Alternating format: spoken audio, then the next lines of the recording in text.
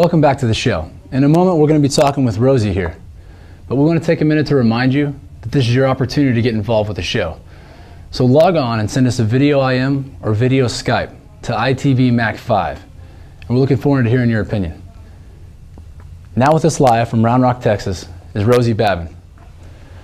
How you doing, Rosie? Welcome to In Their Boots. Thanks, Jan. We're doing great. Good, good.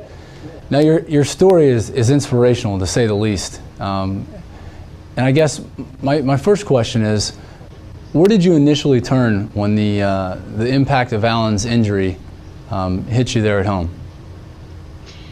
Well, we, of course, initially turned to each other, Alan Sr., Christy, and I, and to God. And there were a lot of very deep, heartfelt prayers early on because we weren't able to find out where Alan was for the first few days after he was wounded.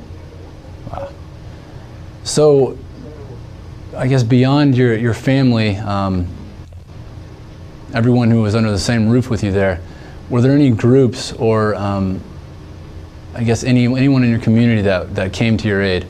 There is no way that our family and Alan's progress would be without the assistance of so many, even while we were at Walter Reed. And Alan was a patient at surgical ICU at Walter Reed for 7 months. And while we were there, our local Greater Austin Home Builders Association added a 400 square foot totally accessible bedroom to our home at no cost to us before Alan was even in the VA system and eligible for their benefits.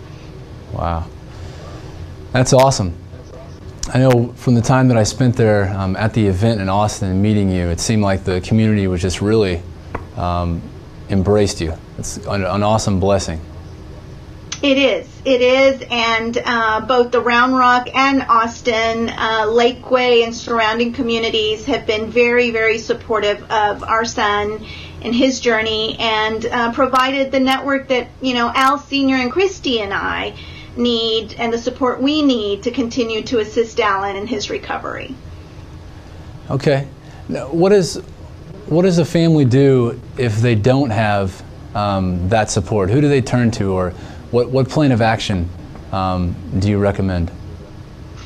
Well, there are a lot of organizations out there that have the experience in working with the bureaucracies of the government and the VA. Among them are, veterans service organizations like the Paralyzed Veterans of America, the Veterans of Foreign Wars, American Legions, and different veterans and wounded warriors will have eligibility and access to the different organizations. But these are people that have been through it and are just there in the wings.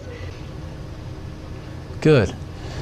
Well, if there's anything that's positive that's come out of this situation, Rosie, what is it? Well, there's a lot of positive that has come out of this situation for us because, one, it confirmed what we believed in our hearts, that we were a very close-knit family and a strong family, and it confirmed that. Al Sr. and I have always been very proud to be Americans. We both served in the military, and it, just confirmed that our country is built on helping each other and strengthening each other, and so it just proved that we live in a great country and that people are good, and when they know that there's a need, and that's another suggestion, is that families need to make their communities aware that there's a need and that Americans will step up to fill that need. Oh, that's a good point, Rosie.